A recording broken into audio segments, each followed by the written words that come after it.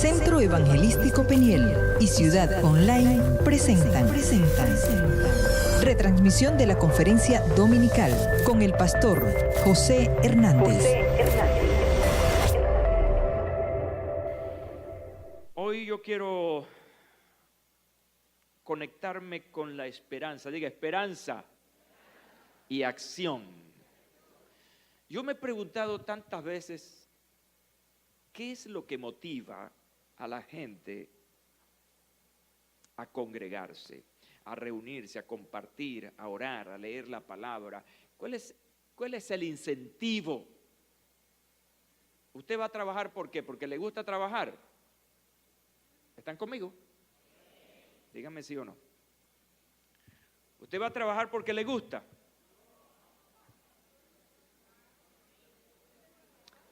Y ahora menos, ¿verdad? Que el sueldo, hay gente que dice, más vale no ir a trabajar, gasto más en pasaje, gasto más en lo otro, ¿no? Pero en condiciones normales, una persona va a trabajar porque tiene incentivos, se llaman incentivos laborales, ¿cierto? Tienes un sueldo que te va a ayudar a progresar, a adquirir cosas, tienes un seguro, diga amén, un buen seguro. Y tienes muchos beneficios, tienes vacaciones, te dan un bono navideño, en condiciones normales estoy hablando en otra dimensión, donde eso rinde, donde eso es bueno. Se llaman incentivos laborales. Yo me pregunto, ¿cuál es el incentivo que un cristiano tiene para reunirse? No hablemos tanto de la reunión. Para que un cristiano ore en su casa, lea la palabra, se ejercite, le hable a otros del Señor. ¿Cuál es el incentivo? Pablo decía, si nosotros no tenemos esperanza, si nosotros no tenemos resurrección, no creemos en esas cosas, eso no va a ocurrir. Entonces él dice, vana es nuestra esperanza y vana es nuestra fe. Es decir, no habría incentivo. ¿Están conmigo? ¿Saben por dónde voy, verdad? No se pierda, que a veces agarro curvas, pero usted siga conmigo en las curvas. La razón de por qué usted y yo estamos aquí, seguimos al Señor, la razón por la que José Hernández, voy a ponerme como ejemplo y me perdonen, la razón por la que José Hernández durante más de 50 años le sirve al Señor Jesucristo es porque tengo una esperanza.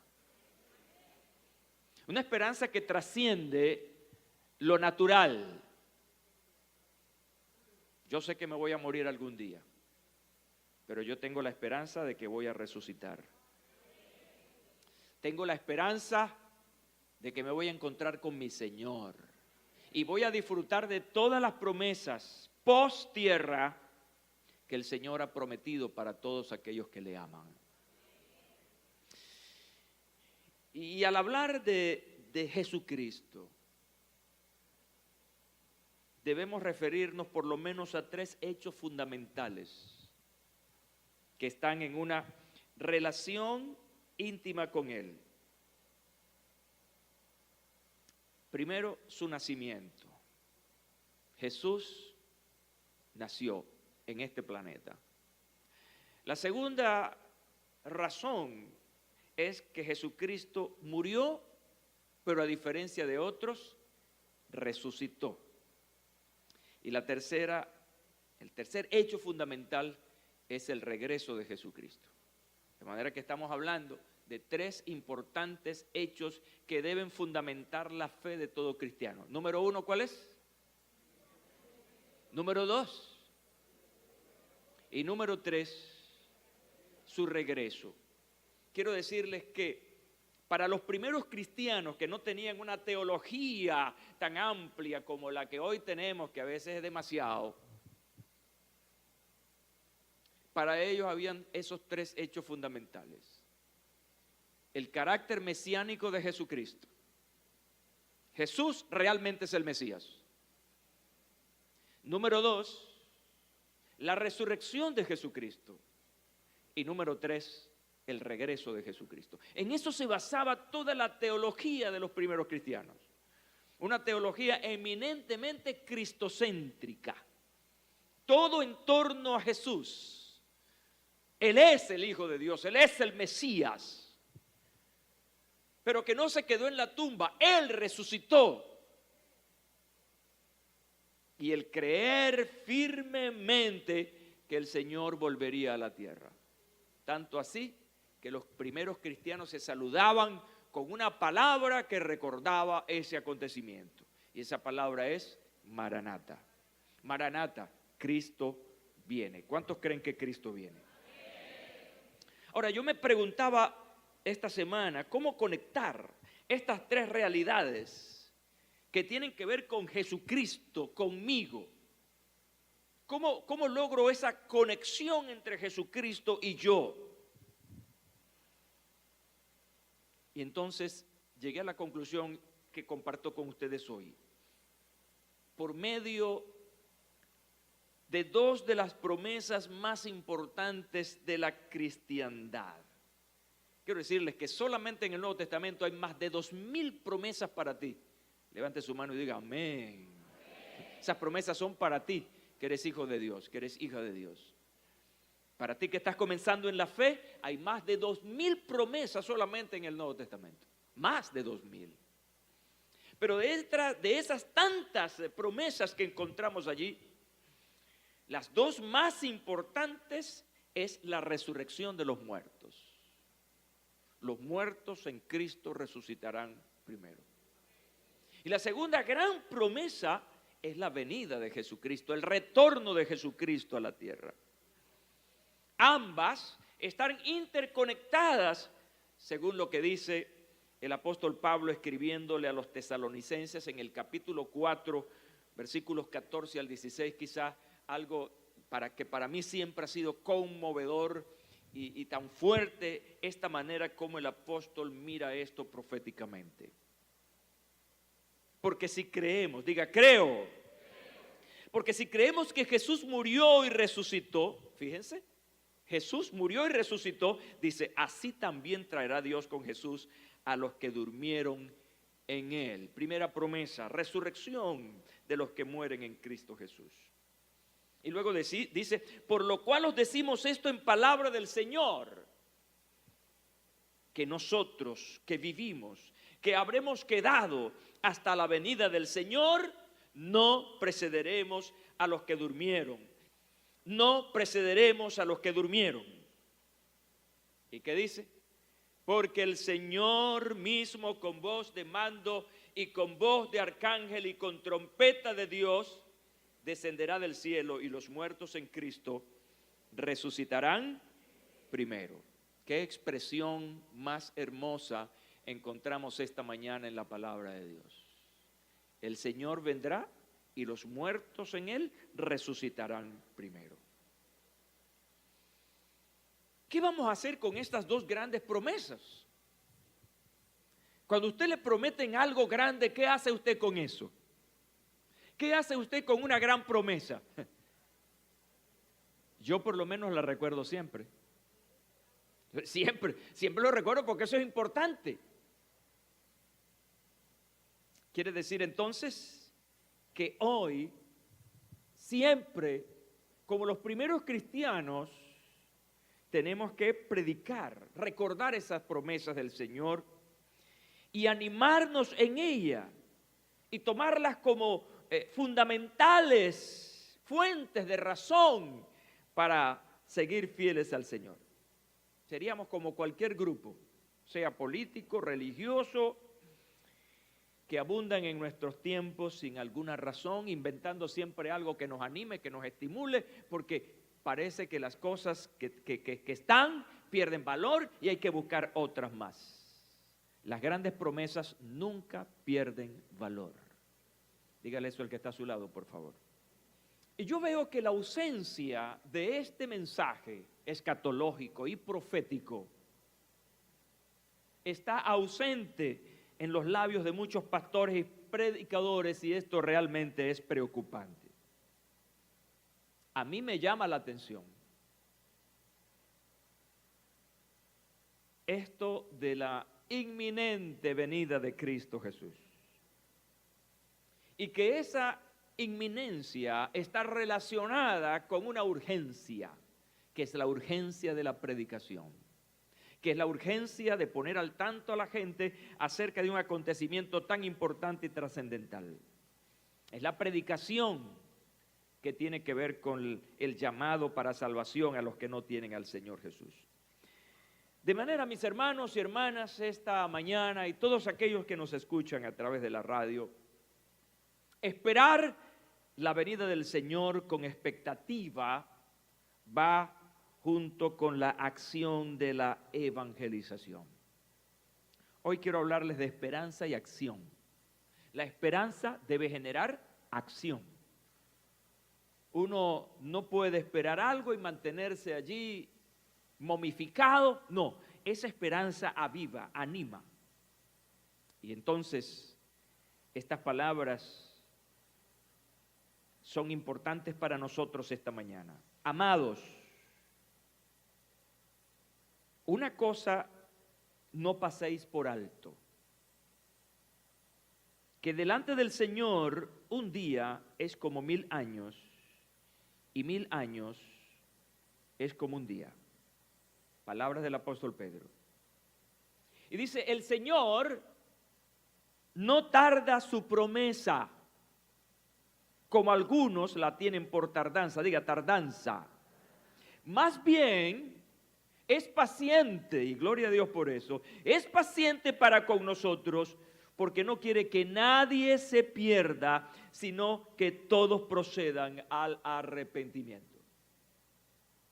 Pero el día del Señor vendrá. ¿Y cómo vendrá? Le preguntamos a Pedro. Vendrá como ladrón. Y todo esto, esta venida del Señor, estará acompañada de acontecimientos extraordinarios nunca experimentados en la naturaleza, nunca experimentados en la sociedad. Será algo totalmente nuevo ese acontecimiento relacionado con el regreso del Señor. Los cielos pasarán con gran estruendo. Los elementos, lo que conforma la naturaleza ardiendo, serán deshechos y la tierra y las obras que están en ella serán consumidas. Hablar de esto, caramba, es hablar de algo dantesco. Por un lado, los humanistas y los teólogos liberales miran esto como algo negativo para la sociedad. Sin embargo, está allí en la Biblia, está en la palabra de Dios, escuchen bien, así como la creación del hombre, así como la creación de las cosas está en la Biblia, y todas las cosas buenas que Dios ha creado para nosotros, también está en la Biblia, el final de las cosas. Entonces, ¿creeremos a unas y a otras no? ¿Qué opina usted de eso? ¿Vamos a creer en algunas cosas y en otras no? Nos encanta escuchar las cosas buenas. Pero las cosas que de alguna manera atentan contra nuestra, digamos, estabilidad, qué sé yo, no queremos tenerlas en nuestra memoria ni en nuestros oídos. Y yo como predicador y como pastor me siento en la obligación de hablar de todo lo que dice la Biblia desde el Génesis hasta el Apocalipsis. Dice la palabra de Dios, hablando el profeta Jeremías, acerca del atalaya. El atalaya tiene que advertir las cosas, es su responsabilidad. Si no las advierte, entonces tiene que pagar por eso. Es una mala praxis entonces de quien tiene la responsabilidad de advertir y no lo hace. Y esta mañana yo quiero hablarles de eso, de la gran esperanza que está acompañada de una gran acción. Vamos a analizar expositivamente este pasaje del apóstol Pedro. Lo primero que encontramos aquí es que hay gente, escuche bien, hay gente que pone en duda el regreso del Señor Jesucristo. Pregúnteme, pastor, ¿eso es nuevo? Ay, Dios mío, Señor. Vamos a orar para ser despedidos. ¿Están aquí? Mira, una de las cosas importantes de una audiencia es animar al que predica, es animar al que habla.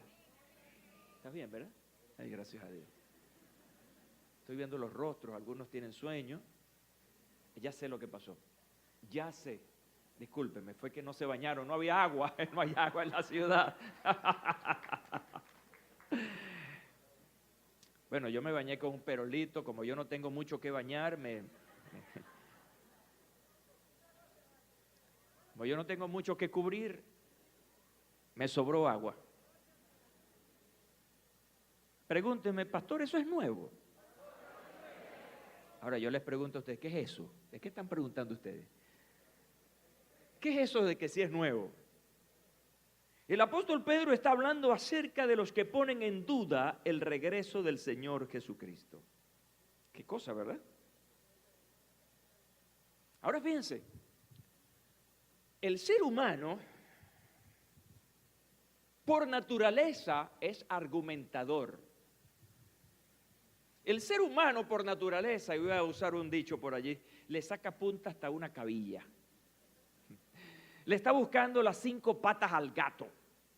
¿Y cuál es la razón de la argumentación humana? ¿Cuál es la razón de la argumentación humana? Siempre quedar bien, siempre queriendo tener la razón. El primer ejemplo de eso lo vemos en el Génesis. Eva culpó a la culebra. Adán culpó ¿a quién? A Eva. E indirectamente culpó a Dios. Porque él le dijo, la mujer que me diste, por ella. O sea, si tú no me hubieses dado la mujer, pues yo hubiese estado bien. Todos argumentan. ¿Y quién salió perdiendo? ¿Será la culebra? La argumentación, la excusa, la razón para yo justificar mis acciones. Y aquí encontramos 2 argumentos que gente del tiempo del apóstol Pedro presentaban para dudar de que Jesucristo volviera a la tierra. El primer argumento es, todo está igual, nada ha cambiado. Ustedes los apóstoles han predicado que Cristo vendrá, es más, se saludan Maranata. Pero ¿dónde está? El hecho de este argumento es que las cosas se mantienen igual. La expresión es clarísima, todo sigue igual. Y es un argumento importante, porque no solamente en los tiempos del apóstol Pedro ese argumento fue válido, sino que hoy en día también. Y la gente se dice, ¿hace cuánto tiempo Jesucristo dijo que volvería a la tierra? ¿Y hace cuánto tiempo sus apóstoles y seguidores han estado predicando acerca del regreso de Jesucristo? Y han pasado tantos siglos y nada ha pasado. Buen argumento, ¿verdad? Es el argumento de los tiempos sin una respuesta. Me parece interesante. Pero el apóstol Pedro en los versículos 5 y 6 les refresca un poco la memoria. ¿En qué sentido? Es palabra de Dios. Lo que Jesucristo ha prometido es palabra de Dios. Ahora, vamos a creer parte de la palabra de Dios y no vamos a creer la otra parte. Y entonces Pedro les argumenta, ¿se olvidan entonces de la creación? Se olvidan de toda esa obra majestuosa de la vida, de las cosas que coadyuvan a la vida. Y entonces les dice, y se olvidan del diluvio. Y entonces él comienza a argumentar un poquito de eso, de lo que es la historia bíblica. Comienza a refrescarles la memoria histórica. ¿Cuán rápido se nos olvidan las cosas a nosotros?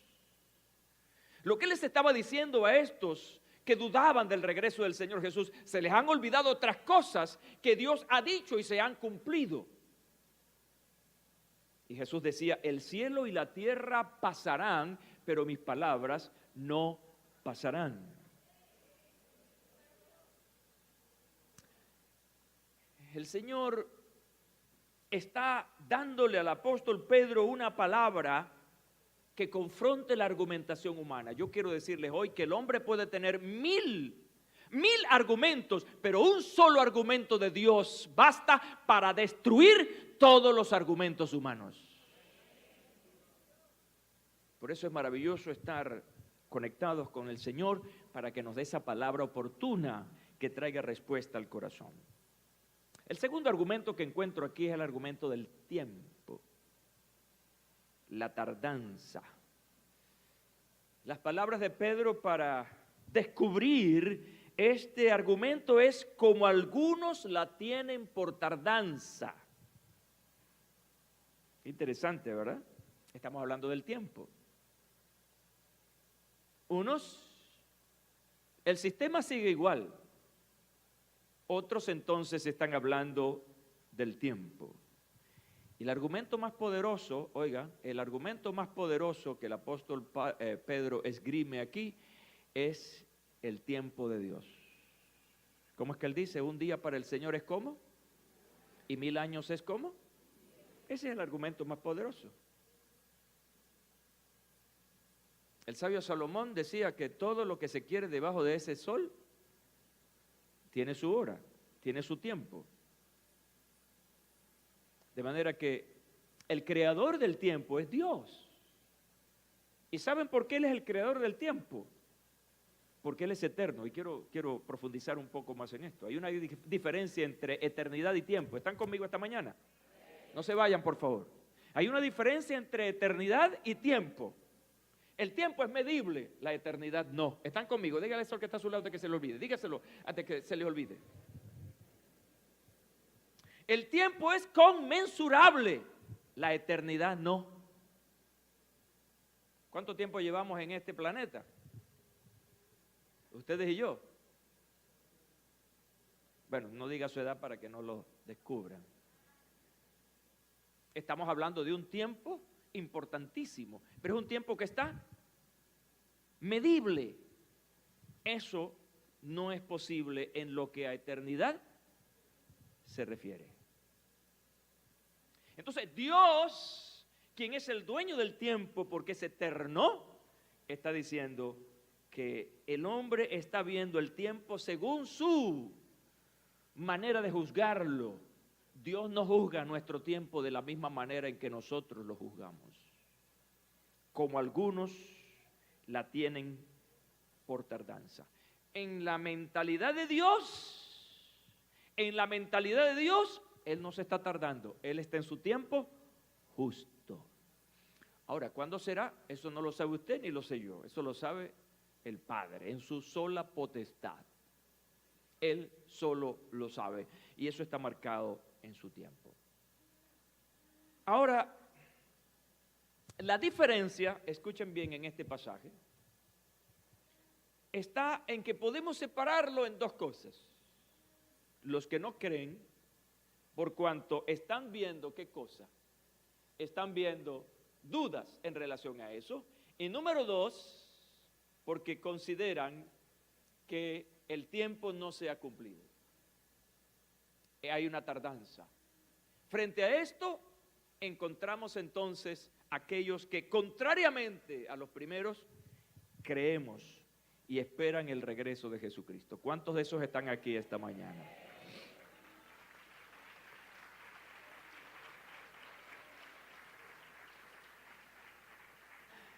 Los que dudan y los que le dan por tardanza, ¿cómo viven? ¿Cómo viven? A su manera. Como dijo alguien por aquí hace unos años atrás, como vaya viniendo, vamos viendo. Ellos no tienen una norma de vida. Ellos van viviendo según las circunstancias, van respondiendo según las circunstancias. Ahora, los que creen y esperan el regreso del Señor están llamados a tener un estilo particular de vida. Hay unas demandas y hay unas normas. Y lo primero que el apóstol Pedro dice aquí es que el tipo de vida debe ser una vida distinta a los que no tienen esperanza. Deben vivir santamente.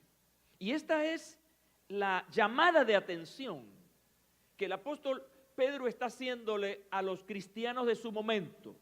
¿Saben por qué? ¿Saben por qué él está exhortando a los cristianos de su momento? Porque están siendo confrontados. Hay una voz que se levanta contra ellos para confrontar su fe. Los que no creen en la resurrección, como en los tiempos del apóstol Pablo, que se levantó contra aquellos griegos, aquellos romanos que tenían esa influencia filosófica, en no creer en la resurrección. Y el apóstol Pablo se levantó contra ellos y animó a los cristianos a creer en eso. Entonces, es una manera de confrontar a los cristianos a mantenerse fieles en lo que han aprendido y en las promesas que han recibido. Esto no es nuevo. Esto que aparece ahí no es nuevo. Hoy tú y yo estamos siendo confrontados por las nuevas teologías, por los teólogos liberales, en negar no solamente esto, sino muchas cosas de lo que está escrito en la palabra del Señor, argumentando y haciendo exégesis a su manera de pensar, y muchos cristianos están siendo confrontados. He estado leyendo y no opino sobre el particular porque no quiero meter en esa jauría en el Facebook sobre discusiones de cosas. Hoy esta mañana estaba leyendo algo sobre una discusión teológica donde el otro opina, y usted saca la cuenta, cuando suma los 10 o 15 que están allí hablando, el porcentaje es bajo de los que realmente han tenido un estudio serio de la palabra de Dios. ¿Están conmigo esta mañana?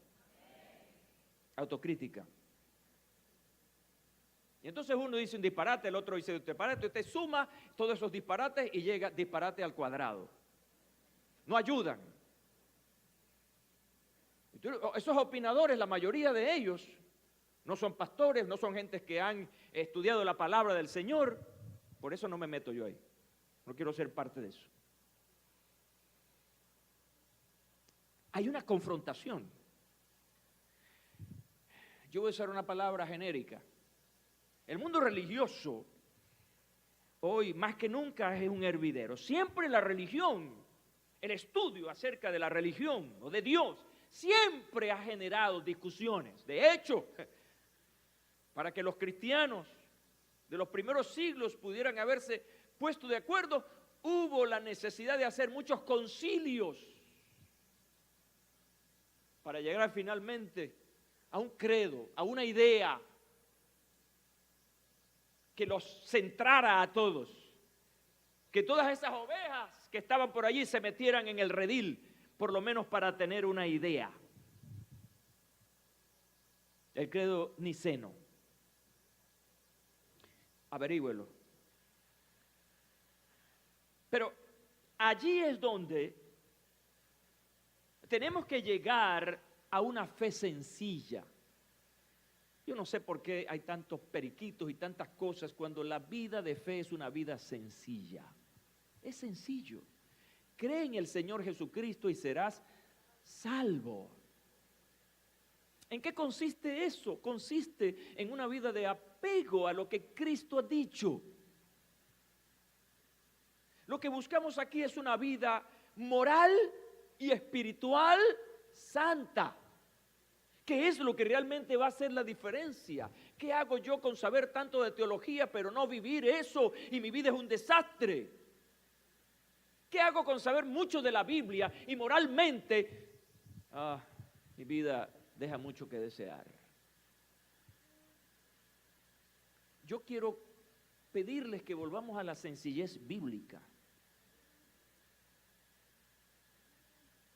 ya que todas estas cosas han de ser desechas, decía el apóstol Pedro. Entonces se pregunta, si usted ve su Biblia, se va a encontrar con signos de admiración. ¿Qué clase de personas debéis ser vosotros en conducta santa y piadosa? Pedro está llamando la atención, mira, Cristo viene, ¿oíste? Cristo, el Señor Jesús, viene otra vez. Ahora, frente a ese inusual y extraordinario hecho, ¿cómo entonces tenemos que comportarnos? ¿Cómo tenemos que vivir?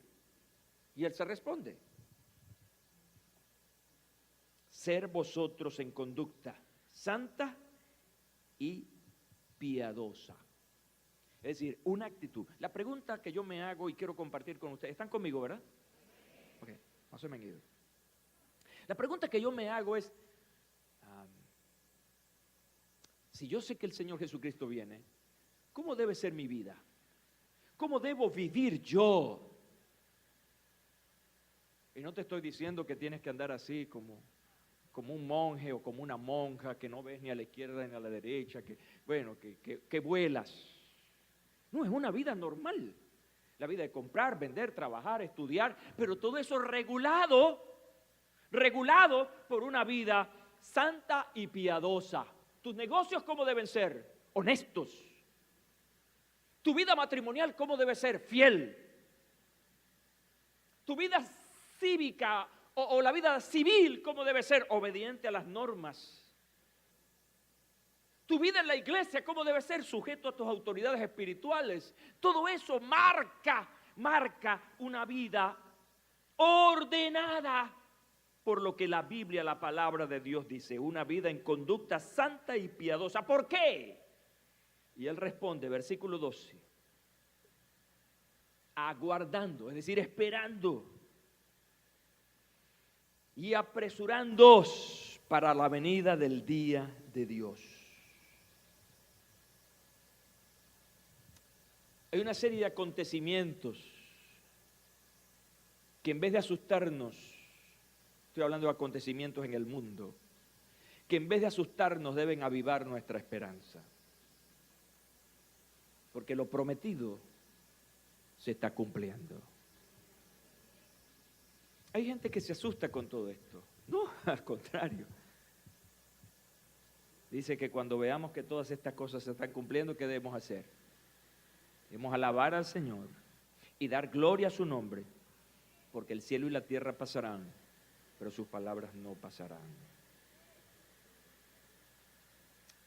Dice el apóstol Pedro, por causa de ese día, es decir, por el día de la venida del Señor, los cielos, siendo encendidos, serán deshechos, y los elementos, al ser abrazados, serán fundidos. Está hablando de los elementos naturales del planeta. Planeta que tiene que ser descontaminado. Un planeta que tiene que ser limpio. ¿Por qué? Bueno, porque por causa del pecado y la desobediencia, el planeta ha sido contaminado y la naturaleza, como dice el apóstol Pablo, se queja. El llamado entonces que el apóstol Pedro hace es el siguiente: Jesucristo viene, ¿cómo debes vivir? El día de Dios, como dice Pedro textualmente, se está por cumplir. Estamos a la espera de eso. La pregunta es, ¿cómo debemos vivir? Hay condiciones que nos exige la vida de Dios.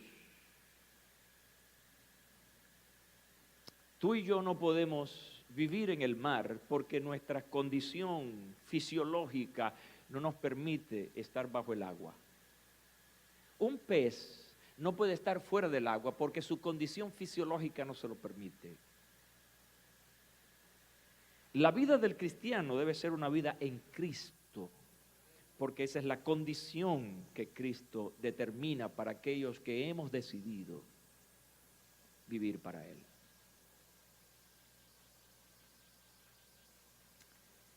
Y esta es la responsabilidad del hombre y de la mujer de Dios. Hacer el llamado que la palabra de Dios hace. No podemos seguir viviendo vidas dobles.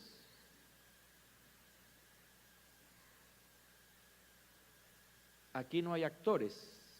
¿Hay alguno aquí que sea actor? ¿Sabe cuál es una de las características de los actores? Que pueden asumir muchos papeles, pueden internalizar personalidades y llevarlas luego a la televisión, al teatro o al cine. Yo no soy un autor o no soy un actor. Yo y ustedes debemos ser personas con una única y exclusiva personalidad. y es la personalidad de Dios. No podemos asumir el papel del mundo, porque ya no somos del mundo. Entonces el llamado a los que creen y esperan el regreso del Señor es vivir santamente. La segunda cosa que veo aquí, ya estoy terminando, y aquí es donde uno, las dos palabras claves de esta conferencia, esperanza y acción. Y es que debe haber una acción. Si tú sabes una buena noticia que puede bendecir a muchas personas, tú vas a salir a promover esa noticia. No te puedes quedar con esa noticia porque dejarías a otras personas sin esa posibilidad. Y es que los que esperan y creen en el regreso del Señor, debemos compartir con otros la fe. Mira estas palabras hermosas. El Señor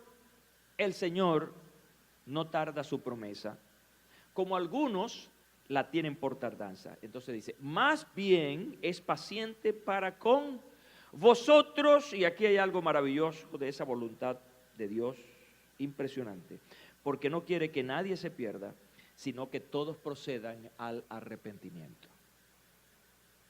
Y eso es lo que ha estado pasando últimamente, donde el mensaje del Señor se ha predicado, y donde cientos de personas como tú, que recientemente aceptaste al Señor como Salvador personal, le abriste tu corazón. ¿Sabes por qué? Porque Dios es paciente, ha sido paciente contigo. Porque el Señor no quiere que tú te pierdas. El Señor quiere que tú vengas a Él, que procedas, que actúes hacia el arrepentimiento. La palabra arrepentimiento significa cambio de dirección. Es sentir dolor de haber ofendido a Dios y proponerse no volver a hacerlo jamás. Es un cambio. ¿Un cambio de qué? ¿De las cosas malas a las cosas buenas? De una mala persona guiada por el diablo a una persona guiada por el Espíritu Santo. Son los cambios que podemos ver a través de un arrepentimiento. Ahora, ¿qué vamos a hacer nosotros con toda esta información que tenemos aquí? Pregúntale al que está a tu lado, ¿qué vas a hacer con toda esta información?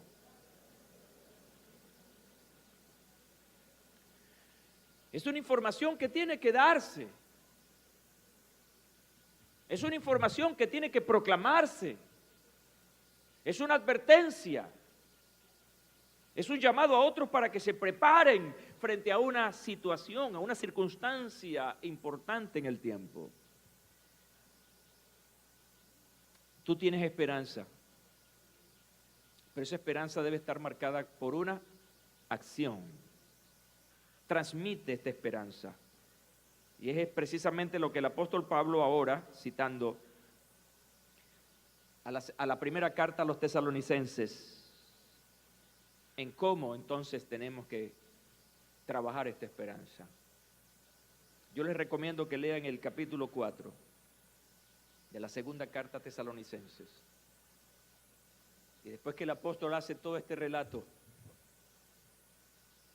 dando la esperanza de los que han muerto en Cristo resucitarán, de la segunda venida del Señor Jesucristo, de ese acontecimiento hermoso, en la parte final, él dice, por tanto, alentaos, anímense los unos a los otros con estas palabras. ¿Qué palabras? La del contexto. El Señor viene. Jesucristo vuelve a la tierra.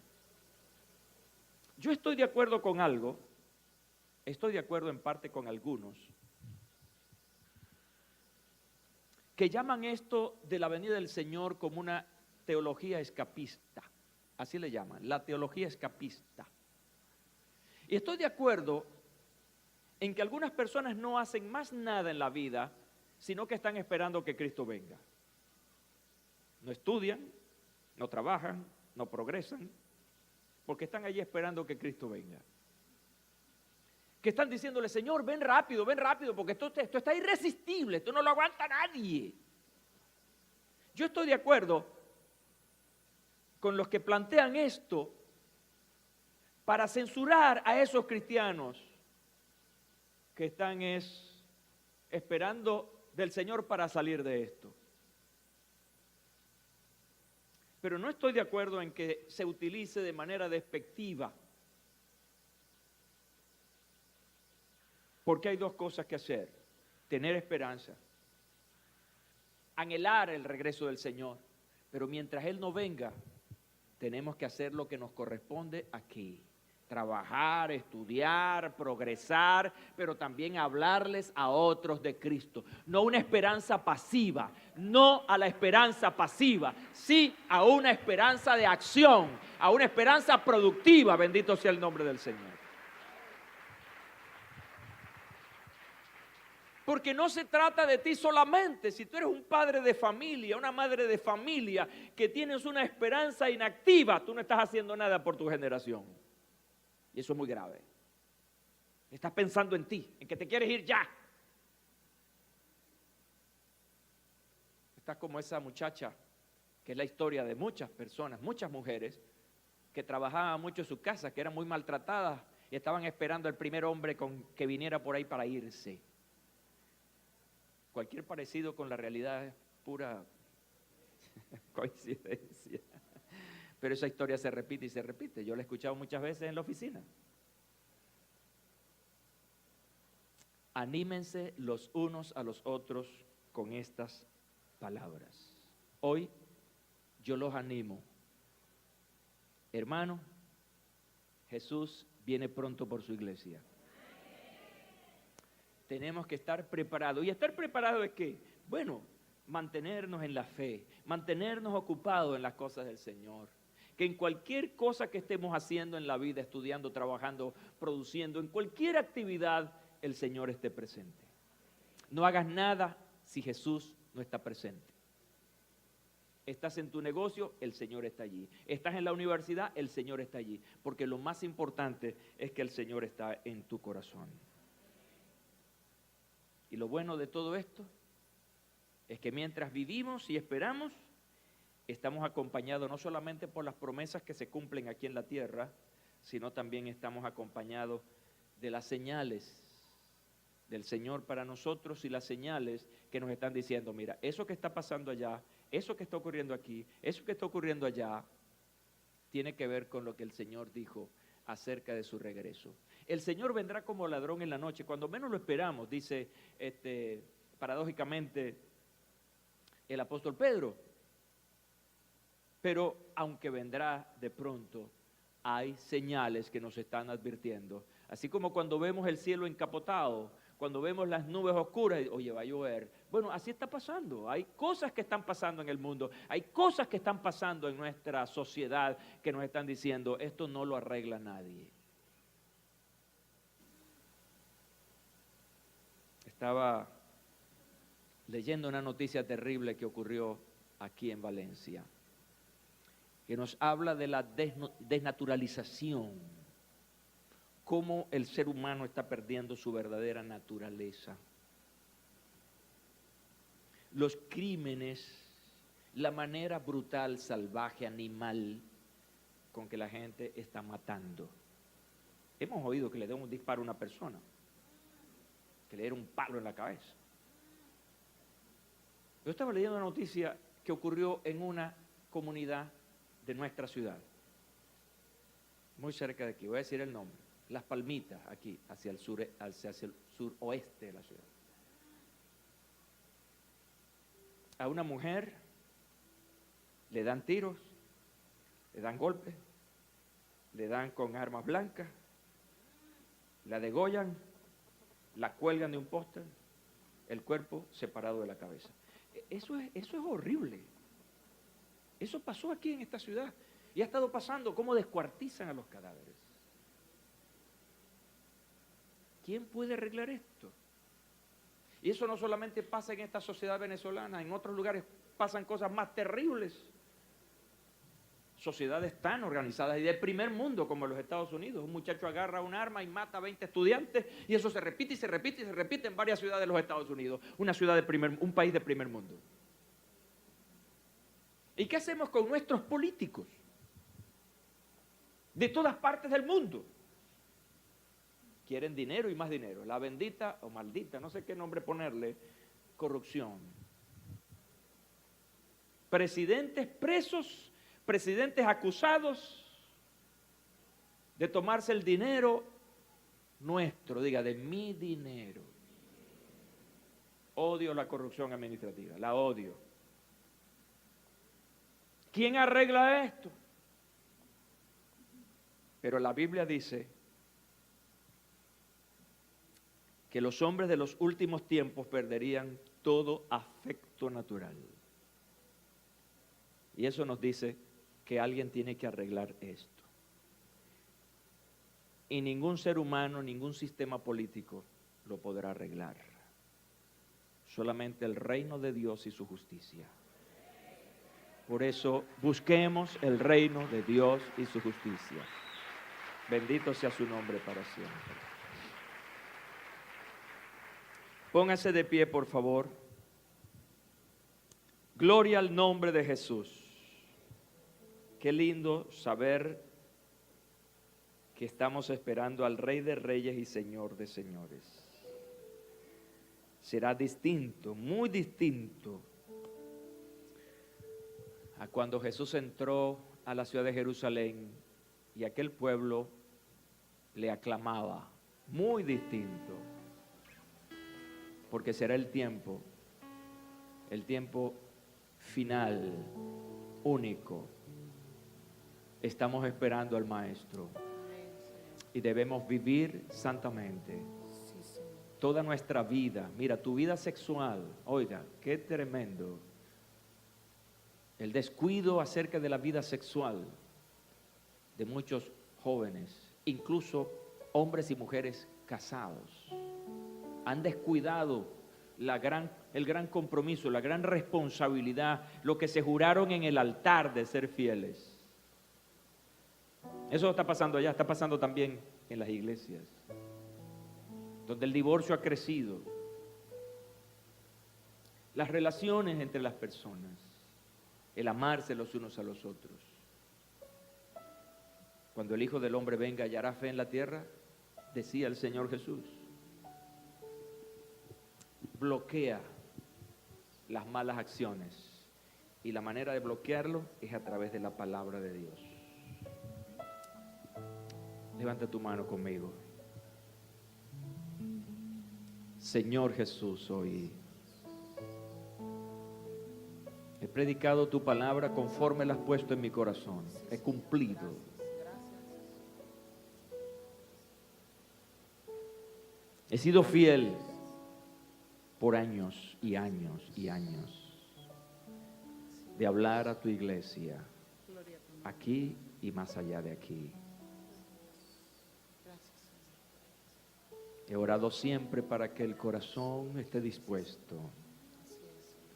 He orado siempre para que los sentidos espirituales de mi audiencia en cualquier lugar estén abiertos para percibir tu palabra. Hoy te pido perdón, Señor, si en algún momento no he soltado la palabra que has puesto en mi corazón. Pero te pido, Señor, por cada persona que hoy, este día, de este mes, de este año, ha escuchado tu palabra. Ayúdalos a manejar la responsabilidad con tu palabra. Ayúdalos, esfuérzalos, porque se enfrentan a tantas cosas que obstaculizan, que impiden esa vida que tú quieres, Señor. Que lo que pasa en Venezuela no sea una justificación, un argumento para decir, no puedo. Porque todo lo podemos en Cristo que nos fortalece. Todo es posible para el que cree. Hoy nos humillamos de todo corazón, pero también hoy tenemos gozo en nuestro corazón, alegría, al saber que no hemos sido dejados a nuestro propio destino en esta tierra, en saber que nos pusiste aquí y dejaste que las cosas corrieran. No, hoy tenemos la confianza y la fe de que tú estás con nosotros. Hoy declaramos la palabra No los voy a dejar solos. No los dejaré huérfanos.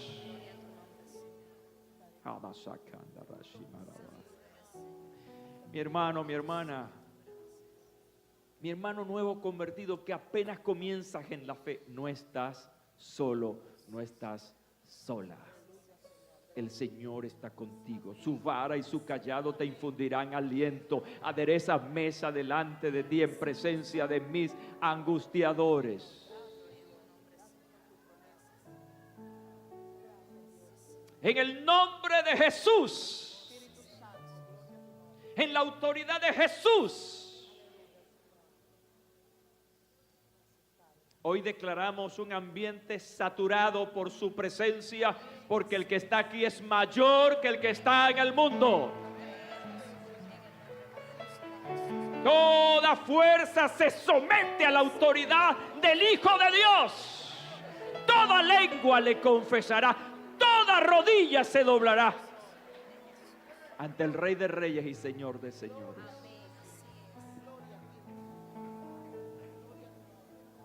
Nos negamos, nos resistimos hoy a que las circunstancias controlen nuestra fe. Porque nuestra fe en ti, Señor, es mayor, es superior a cualquier circunstancia. Espíritu Santo, renueva. Espíritu Santo, satura. Espíritu Santo, limpia nuestros sentidos, nuestros ojos para verte, nuestros oídos para escucharte clara y limpiamente, nuestra lengua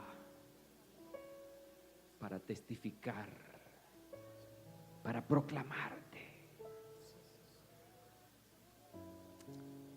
nuestros pies para caminar en la dirección que tú has determinado, Señor. Hoy consagramos nuestra existencia a ti, Señor.